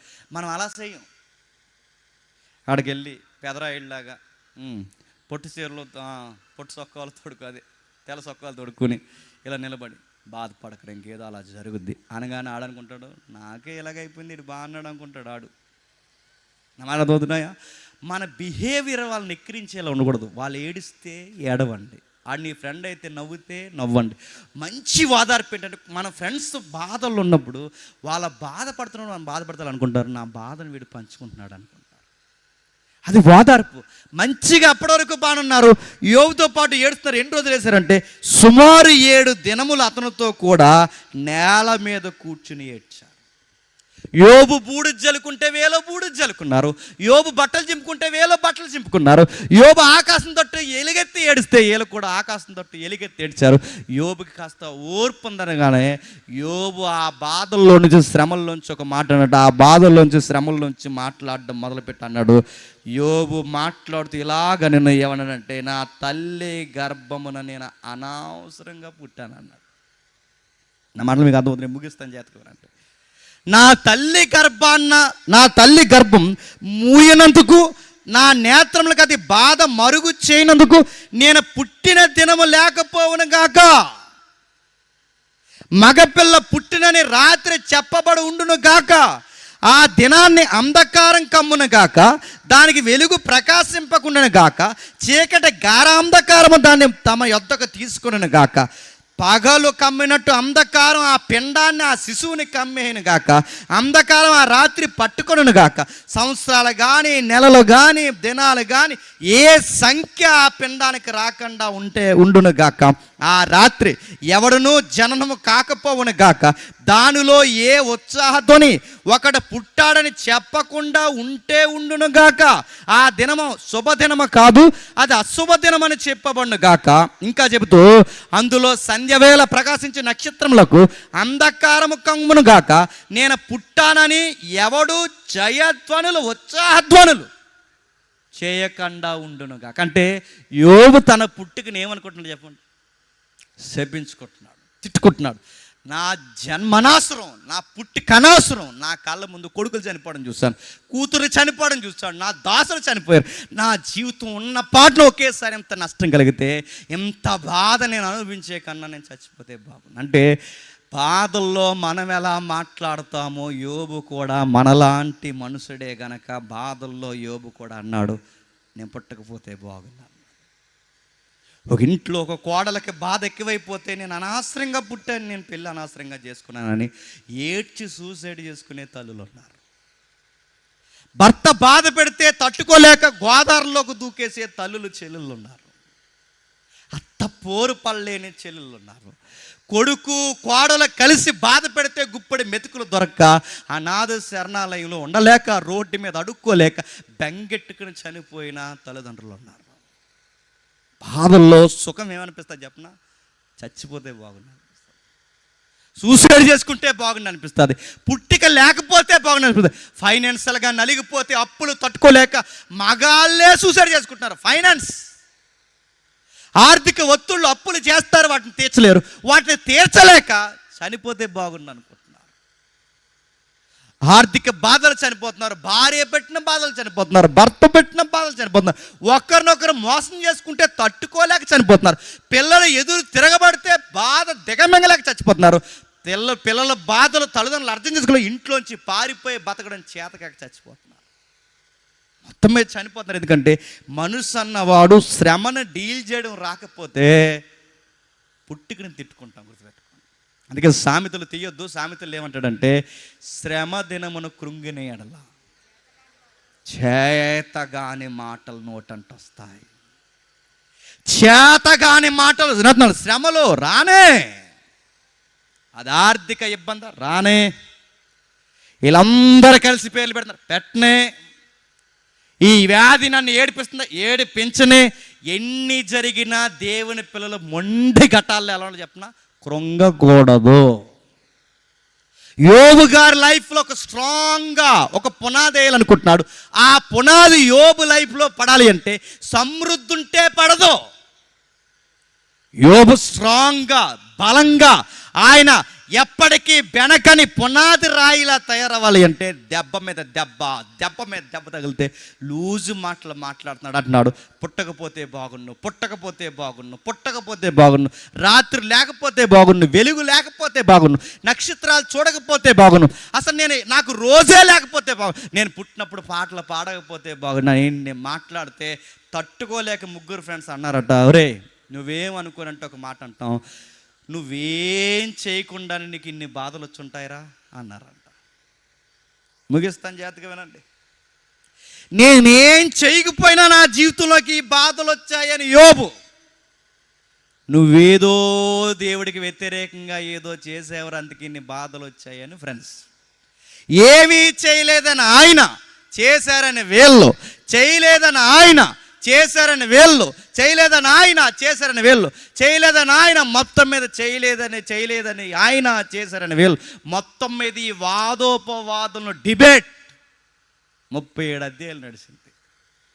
ఏమని అర్థమవుతుందంటే చేయలేదని ఈయన చేశాడని ఈయన, చేయలేదని ఈయన చేశారని వీళ్ళు, మొత్తం మీద ఆర్గ్యుమెంట్ అంతా 37 అధ్యాయాలు నడిస్తే ఆ 37 అధ్యాయాల తర్వాత రాయబడిన అధ్యాయమే 38వ అధ్యాయం. ఇప్పుడు దేవుడు ప్రత్యక్షమై ఏం చెప్పాలి? ఎస్ యోబు, నువ్వేం చేయలేదు యోబు, ఆ నేరం మోపుతున్న వాళ్ళకి నువ్వు కుంగిపోకు, నువ్వే తప్పు చేయలేదు అంటే బాగుంది.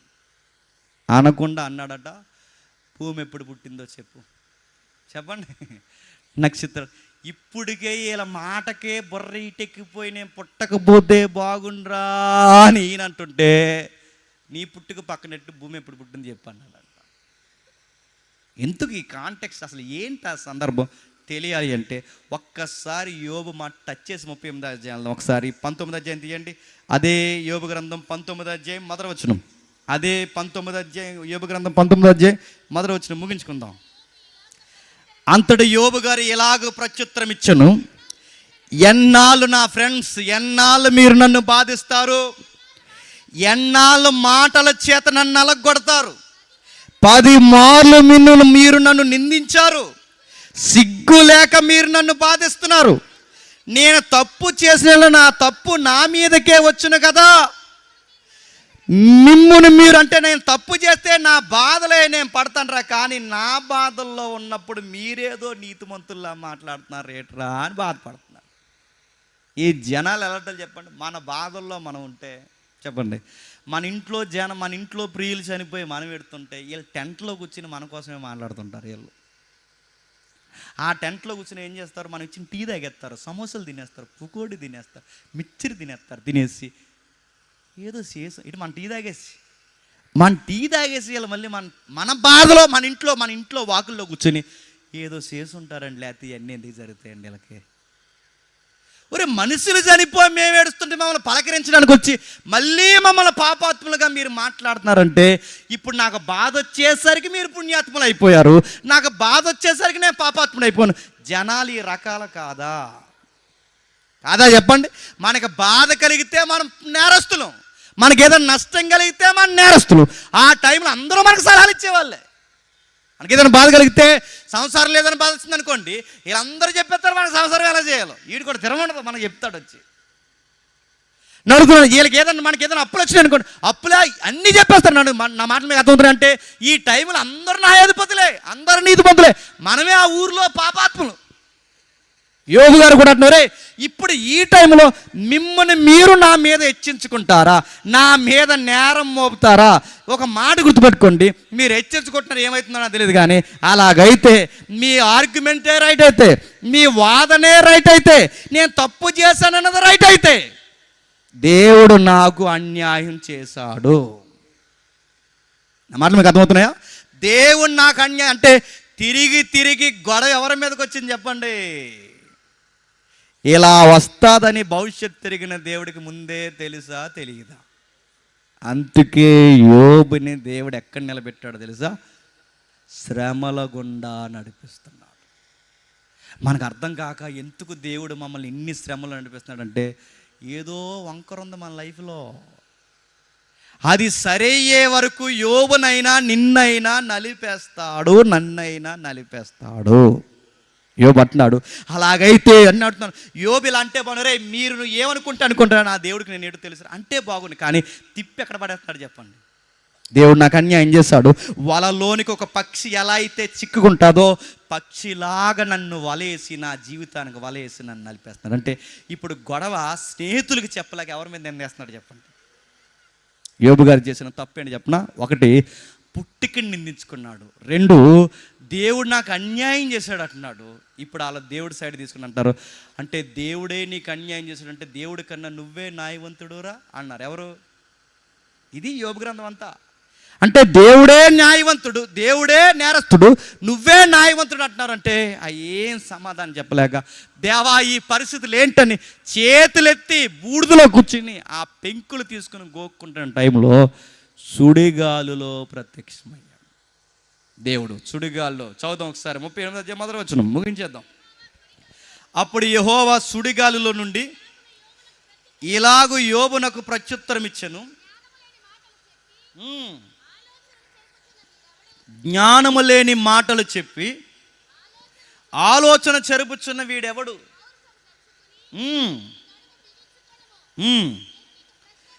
నేను నీకు ప్రశ్న వేదని జాగ్రత్తగా విందాం. మొదలువచ్చును, సుడిగాలిలో నుండి ప్రత్యక్షమైన అడుగుతున్నాను. సుడిగాలి అంటే యోబుకి ఏమైనా రమ్యంగా ఉంటుందండి? ఏలియా దగ్గరికి సుడిగాల్లో వచ్చినా పర్లేదు, మోసే దగ్గరికి సుడిగాల్లో సేనాయ పర్వతం మీద వచ్చినా పర్లేదు, నీ దగ్గర నా దగ్గరికి సుడిగాల్లో వచ్చినా పర్లేదు, కానీ యోబు దగ్గరికి సుడిగాల్లో రాకూడదు. ఎందుకంటే ఆ సుడిగాలే తన కొడుకుల్ని కూతుర్ని చంపేసింది. మన దేవుడు ఎలాంటి చెప్పనా, మనకి ఏదైతే నచ్చదో అదే తెచ్చి మన ముందెట్టి నా వైపు చూడు అంటాడు ఆయన. మనమేం చేస్తామంటే అది నాకు చూపించకంటాం, కానీ దేవుడు అదే చూపిస్తాడు. ఇస్కరియోతు యోధ దొంగ, ఆ దొంగకే ట్రెజరీ మెంబర్ని చేశాడు అండి. మీకు అర్థమవుతుందా? కాకిలికి రొట్టెలు అంటే ఇష్టం, మాంసం అంటే ఇష్టం, వాటికే డ్యూటీ చెప్పాడు. గుర్తుపెట్టుకోండి, మన దేవుడు ఎలాంటోడంటే, మనం ఏదైతే బలహీనులుగా మనం కృంగిపోతాం అదే మన ముందెట్టు అంటాడు, పౌరుషం తెచ్చుకో, నీకు పౌరుషం తెచ్చుకుంటున్నాడు. జ్ఞానం లేని మాటలు చెప్పి ఆలోచన చెరుపుచుని వీడు ఎవడో ఏవో, ఈ ముగ్గురు నేను బాధ పెడుతున్నారా? లేదు ఈ నాలుగో వాడు ఎవడతారు ఎలోహో, ఈడు బాధ పెడుతున్నాడా? జ్ఞానం లేని మాటలు నిన్ను కృంగతీస్తున్నది ఎవరు? పౌరుషం తెచ్చుకో. యోబుకే కాదు నీకు నాకు చెప్తున్నాడు, ముగిద్దాం. యోబుకే కాదు నీకు నాకు జ్ఞానం లేని మాటలు చెప్పి నిన్ను కృంగతీస్తున్నది ఎవరు? లేచి పౌరుషం తెచ్చుకో, నీ నడుము బిగించుకో. నేను అడుగుతున్నాను, ఎవరన్నా ఏదనంటే ఎందుకు కృంగిపోతున్నావు? వీళ్ళందరూ అంటున్నారా? అన్నే. వాగుతున్నారా? వాగనే. అప్పులా రానే, ఇబ్బందులా రానే, వ్యాధులా పన్నే, ఏదైనా జరగనే, కానీ నువ్వు పౌరుషం తెచ్చుకో, లేచి నిలబడు. నీకు నేను కార్యము చెయ్యాలి అంటే ముందు నువ్వు నిలబడాలి. నువ్వు నిలబడకపోతే నేను కార్యము చెయ్యలేను. అనేవారు అననే, వాగేవారు వాగని, తిట్టేవారు తిట్టనే, వచ్చే బాధలు రాని, అది కరువైనా ఖడ్గమైనా హింస అయినా ఏదైనా రాని, కానీ నువ్వు నా వైపు చూడు. ఎంతమంది అంటున్నా మాటలు చూసావో కృంగిపోతావు, ఈ శ్రమలు చూసావో కృంగిపోతావు. శ్రమలలో కృంగావో చేతగాని వాడి అయిపోయి చచ్చిపోతే బాగుండు అంటున్నాను. అడుగుతున్నాను, చచ్చిపోతావా? నువ్వు చచ్చిపోతావనే నిన్ను పుట్టించానా? చనిపోతావనే నీకు పుట్టికిచ్చానా? బాధ వస్తే చనిపోతావా? భార్య ఏదంటే చనిపోతావా? బిడ్డ లేదంటే చనిపోతావా? భర్త ఏదంటే చనిపోతావా? ప్రతిదానికి చనిపోతావా? చనిపోవడానికే పుట్టావా? సిగ్గు లేదన్నట్టు అడుగుతున్నాడు దేవుడు. శ్రమలు వస్తే ప్రతిదానికి భయపడ. బయట వారు భయపడతారేమో కానీ దేవుని పిల్లలు దేనికి భయపడదు. వచ్చేదాన్ని రానే, నా దేవుడు ఉన్నాడు రానే అన్నారు. కానీ నువ్వు అంటావా? కరోనా వచ్చిన కొత్తలో కరోనా వచ్చిందని భయంగా చచ్చిపోయారు. ఎలా చనిపోయారు చెప్పండి? డాక్టర్ గారు టీవీలో చెప్పారంటే, ఇదిగో కరోనా లక్షణాలు ఎలా ఉంటాయని. కానీ టీవీల ముందు కూర్చున్నారు ముసుగులు వేసుకుని. ఆ కూర్చుని కరోనా వచ్చిన లక్షణాలు ఎలా ఉంటాయంటే, మొదటగా కరోనా వచ్చినప్పుడు కుడుముక్కు మూసుకుపోయినట్టే ఉంది అన్నారు. కొంచెం రాత్రులు తేనుపులు వస్తున్నాయి 3. భయం నడుతున్నాను. వ్యాధి వస్తే భయం. డాక్టర్ దగ్గరికి వెళితే ఆ డాక్టర్ గారు అడిగారట, ఒకడే వచ్చావా ఎవరినైనా తీసుకొచ్చావా అన్నంతకిడికి భయం వేసిందంట. డాక్టర్ 4 రోజులు హాస్పిటల్ ఉండమంటే భయం, మోషన్స్ అయితే భయం, జ్వరం వస్తే భయం, తలనొప్పి వస్తే భయం, గ్యాస్ట్రిక్ వస్తే. మనం బిలీవర్సమా? మనం దేవుడిని నమ్మ ప్రతిదానికి నడుతున్నాను. వీళ్ళందరూ కలిసి మా కోసం మాట్లాడినే, అలాగే పుణ్యాత్మలా మాట్లాడినే, సోషల్ మీడియా మా మీద పెట్టనే, 100 పోస్టులు పెట్టనే, ఏం అరగదు. నేను చెప్తున్నాను, ఏమవదు. అప్పులోడు వచ్చి అడగనే కడతామని చెప్పు, మళ్ళీ అడితే కడతామని చెప్పు, మళ్ళీ అడితే కడతామని చెప్పు, మళ్ళీ అడితే కడతామని చెప్పు, ఏడిపించాడు కట్టనని చెప్పు. చచ్చిపోగడానికి మళ్ళీ చెప్తున్నాను. ఎందుకంటే అప్పిచ్చినోడికి కూడా నీ ప్రాణాలు ఇసుకించే రైట్ వాడికి రాజ్యాంగం ప్రకారం ఆర్టికల్ ప్రకారం లేదు. అప్పిచ్చోళ్ళు ఎవరుంటే జాగ్రత్త.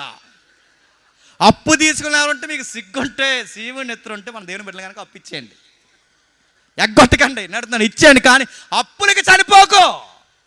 బాధతో చనిపోతావు. పక్కింటాడు దేనికండి భయపడ్డాడు అడుగుతున్నాను. నేను గుర్తుపెట్టుకో, నిన్ను భయపట్టినోడు ఒకరోజు చనిపోతాడు, నువ్వు చనిపోతావు. సావు సత్యమైనప్పుడు ఎందుకు భయపడాలి? రానే నొప్ప, రానే ఇబ్బందా, రానే ఐసీలో 2 రోజులు పెట్టనే, చల్లగుంటుంది పెట్టనే. అది లోపల పంపిస్తారు కదా, దాని పేరేం పేరమ్మా? అదే ఎంఆర్ఐ స్కాన్లో ఒక తల్లి మా చూస్తుందేమో లైవ్. మా సెమినార్ జరుగుతున్నప్పుడు ఆ సిస్టర్కి లాంగ్ డ్రైవ్లో, అదే ఈ లాంగ్ జర్నీ నుంచి వచ్చారు. లాంగ్ జర్నీ నుంచి అంటే ముంబై అవతల నుంచి వచ్చారు.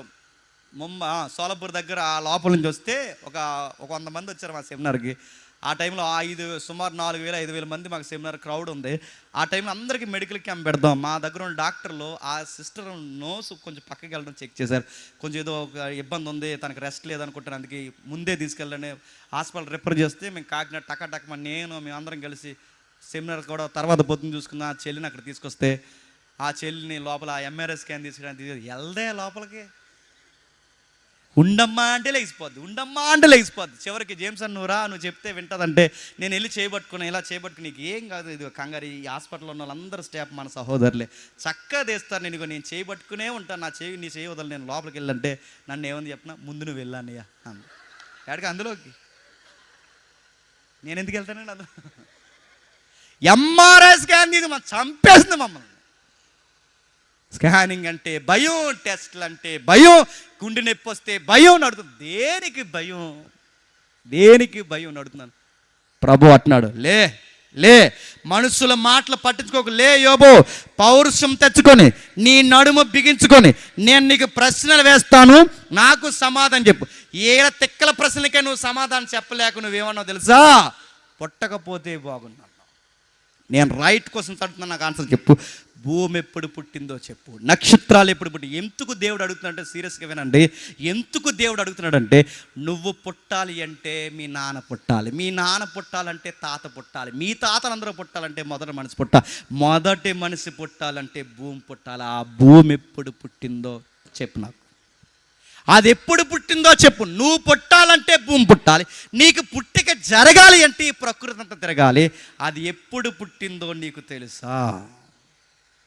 నువ్వు భూమి పుట్టినప్పుడు నువ్వు లేవు, మీ తాత లేడు, మీ అయ్య లేడు, ఎవరో లేరు. ఎవరు లేనప్పుడు భూమి పుట్టింది. ఇప్పుడు నువ్వు పుట్టి ఈ భూమి మీద అంత జనాంగంలో ఇన్ని దేశాల మధ్య నీకు చిన్న బాధ వచ్చేసరికి పుట్టకపోతే బాగుండంటున్నావే. నిన్నొకరిని పుట్టించడానికి, నీలాంటి వారిని నేను పుట్టించడానికి ఇంత భూమిని గాల్లో ఏలాడదీసి తిప్పుతున్నానే. నీ పుట్టుక అర్థం నీకు అర్థమైందా? నేను అడుగుతున్నాను యోబు, నక్షత్రాలు పుట్టక నేను అడుగుతున్నాను, ఆ 3వ అధ్యాయంలో ఏమన్నావు? నక్షత్రాలు చూడకపోతే బాగుండన్నావు. నక్షత్రాలు ఎప్పుడు పుట్టాయి చెప్పు. అంధకారం కమ్మితే బాగుండన్నావు. అంధకారం ఎప్పుడు పుట్టిందో చెప్పు. వెలుగు చూడకపోతే బాగున్నాను. వెలుగు ఎప్పుడు పుట్టిందో చెప్పు. సముద్రం ఎప్పుడు పుట్టిందో చెప్పు. ఈ రాత్రి పగలు ఎలా ఏర్పడుతుందో చెప్పు. చెప్పు. ఇవన్నీ లేకపోతే బాగుండన్నావు. ఇవన్నీ ఎలా పుట్టాయో చెప్పు. చెప్పగలడా? నువ్వు చెప్పినా యోబు అప్పటికి పుట్టలేదు. చాలామంది రాంగ్గా వ్యాఖ్యానిస్తారు. ఏమనంటే యోబు అప్పటికి పుట్టలేదు కానీ యోబు దేవుళ్ళో ఉన్నాడంట. ఇలా చూసారు హాస్పిటల్కి వెళ్ళి. దేవుళ్ళో ఉన్నాడు. దేవుళ్ళో ఉండడం ఏంటి? దేవుళ్ళో లేడు. మనిషి దేవుళ్ళో లేడు. ఎవరైనా ఇది తప్పని ఆర్గ్యుమెంట్ చేస్తే ఇదే గ్రౌండ్లో మళ్ళీ చెప్తున్నా, మీతో ఓపెన్ డిబేట్కి మేము రెడీ. ఎందుకంటే మీరు తప్పుడు వ్యాఖ్యానాలు చేయకండి.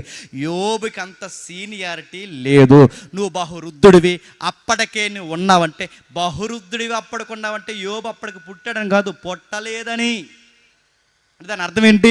దాని అర్థం ఏంటంటే తాత దగ్గరికి వెళ్ళి మనవడు అన్నాడట, అలా దొగ్గకూడదు, అహా దొగ్గాలంట. ఎవరి దగ్గరికి వెళ్ళి? అప్పుడు తాత ఏమంటాడు చెప్పిన, అవునరా నువ్వు నాకన్నా ముందు పుట్టావు, అప్పటికే నువ్వు బహురుద్ధుడి అంటే ఏంటి? ముందు పుట్టాడనా? అప్పటికే పుట్టాడు, పుట్టలేదని. అవునరా నాకన్నా నువ్వు ముందు పుట్టా అంటే పుట్టాడనా? నువ్వు అప్పటికి పుట్టి ఉన్నావు. నువ్వు వృద్ధుడు అంటే ఏంటి? నువ్వు పుట్టలేదు, నీకు వృద్ధాప్యం లేదు, నీకు అంత సీనియారిటీ లేదు. కానీ నువ్వు పుట్టలేదు యోబు. భూమి పుట్టినప్పుడు లేవు, నక్షత్రాలు పుట్టినప్పుడు లేవు, ఏది పుట్టినప్పుడు నువ్వు లేవు. కానీ అవి పుట్టినప్పుడు ఎవరున్నారు తెలుసా? నేనున్నా. భూమి నిరాకారంగాను శూన్యముగాను చీకటి అగాధ జలముల మీద, ఈ పదార్థం మీద ఆకారం లేకుండా నిరాకారంగా ఉన్నప్పుడు నేనున్నా. యోబు చెప్తున్నాను విను, ఆ రోజున్నాను, నిన్నున్నాను, నేడున్నాను, రేపుంటాను, సదాకాలం ఉంటాను. నమ్మి నువ్వు నా వైపు తిరిగితే నీతో ఎల్లవేళలా ఉంటాను. లేచి పౌరుషం తెచ్చుకో. నువ్వు ఎంత కుంగిపోతున్నావు? నిరాకారమైన భూమికి ఆకారం ఇస్తే నిరాకారం అయిపోయి నీ జీవితానికి మళ్ళీ చెప్పండి ఆకారం ఇవ్వలేనా? పుట్టకపోతే బాగుండంటావేంటి? చనిపోతే బాగుండంటావేంటి? నువ్వు నిలబడితే మరి చెప్తాను, దేవుడు నీ జీవితంలో నా జీవితంలో కార్యాలు చేయాలంటే కృంగకండి, ఏడకండి, చేతగాని ఏడుపుల్లో పుట్టకపోతే బాగుండని సూసైడ్ మాటలు నోటంట రానివ్వకండి. నిలబడండి.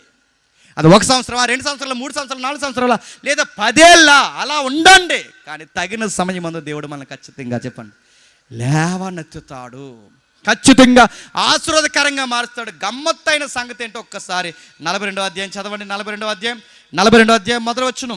42వ అధ్యాయం ముగిద్దాం. అప్పుడు యోబు యెహోవాతో ఎలాగో ప్రత్యుత్తరం, నువ్వు సమస్త క్రియలు చేయగలవనియు నీ ఉద్దేశించిన ఏది నిష్ఫలము కానేరదన్నది నేనిప్పుడు తెలుసుకొట్టిని.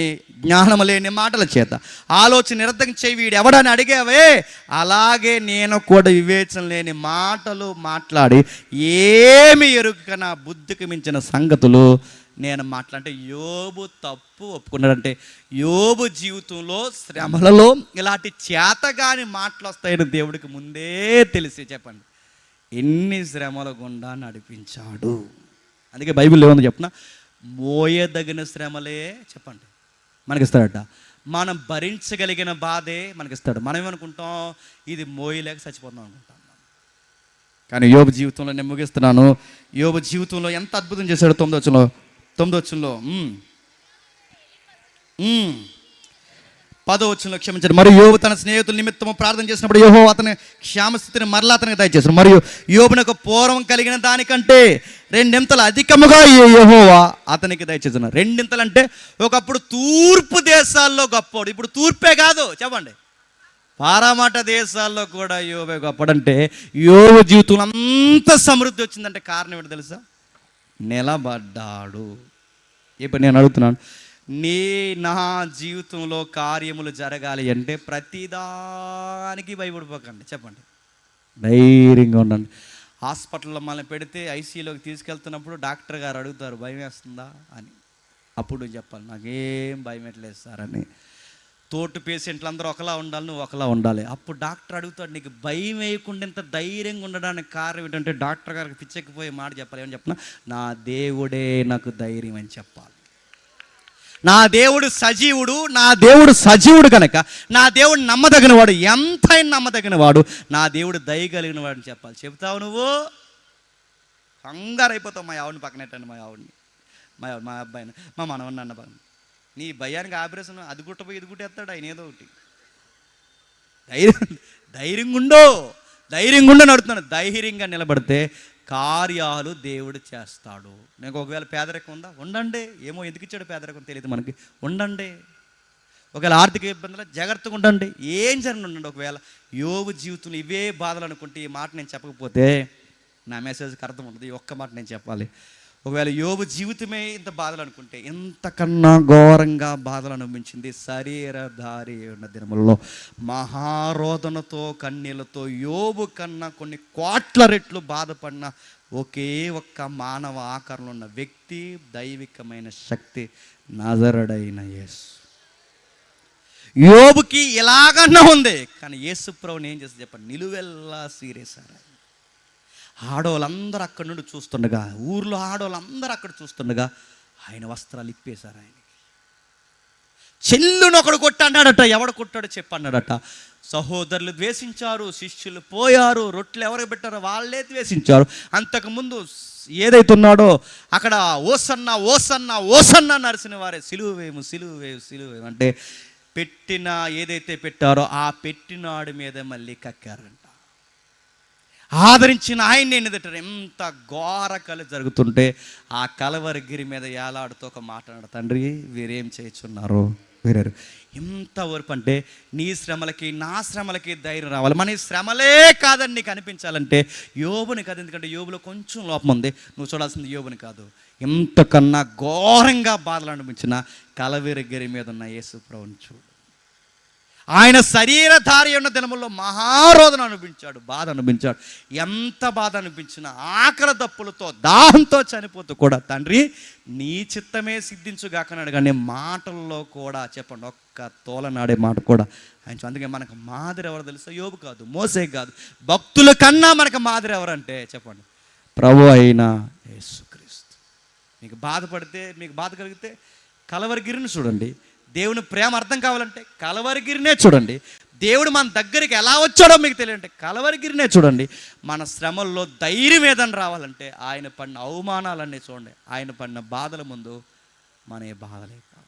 అందుకే యోబు మళ్ళీ తిరిగి లేచాడంటే ఎబ్రీ పత్రిక చెప్తుంది, విశ్వాసమును బట్టి విశ్వాసానికి కర్తయు దాన్ని కొనసాగించువాడైన యేసు వైపుకు పూర్వకాలం భక్తుల్లో యోబు కూడా యేసు వైపు సాదృశ్యంగా చూశాడు. అందుకే మళ్ళీ తిరిగి లేచాడు. మనం కూడా పూర్వకాలంలో లేవు, క్రీస్తు శకంలో ఉన్నాం కనుక వెనక్కి చూడండి. 2000 సంవత్సరాల క్రితం ఆయన పడిన బాధ అక్షర సత్యాలు. మన కొరకు మరణించాడు, మరణించుండిపోయాడు, తిరిగి లేచాడు. తిరిగి లేచిన ఆయన అన్నాడు, మళ్ళీ వస్తాను, ఏ బాధలుండి ఎవరు చనిపోయినా మరణించిన వారందరినీ తిరిగి లేపి బాధ వేదన లేని ఒక జీవితం ఇస్తాను. దాని కొరకు మీరు నమ్మండి. అది నమ్మండి చాలు. ముక్కు మూసుకుంటే అయిపోయే జీవితం. ఏం కంగారు పడకండి. నమ్మదగిన దేవుడు నీకు నాకు సదాకాలము తోడై ఉండును గాక. Amen, amen, amen. ప్రార్థన చేసుకుందాం. ప్రేమగల తండ్రి, కృపగల దేవ, మీ దయలో మీ కృపలో విలువైన సంగతులు మాతో మాట్లాడారు. ఎవరికి సంగతులు అర్థమై నాకు తెలియదు తండ్రి. ఓపికతో మీ బిడ్డలందరూ తండ్రి మీ మాటలు విన్నారు, మీ బాటలో నడవడానికి సిద్ధపడ్డారు తండ్రి. అనేక ప్రాంతాల్లో బలపరుస్తున్న తండ్రి ఈ వాక్యాన్ని ఈ ప్రాంతంలో కూడా తండ్రి మీరు వినిపించినందుకు మీకు స్తుతులు దేవ. స్థానిక దైవజనుల్ని, పెద్దల్ని, నాయకుల్ని, వేదిక మీద ఉన్న ప్రతి సేవకుడిని కాపాడండి. వారి సేవని సరిహద్దులను విస్తరింప చేయండి. అలాగే తండ్రి వచ్చిన ప్రతి విశ్వాస జీవితంలో మీ వెలుగులు నింపుతారని కోరుతూ వారి బాధలను జయించే శక్తిని వారికి అనుగ్రహిస్తారని కోరుతున్నాం. ఎవరైనా మమ్మల్ని సతులుగా భావించి మా మీద చెడ్డ మాటలు పలికిన వారు ఎవరుంటే వారు క్షమిస్తారని కోరుతూ క్రీస్తున్నామని ప్రార్థన సమర్పిస్తున్నాం తండ్రి. Amen, amen, amen.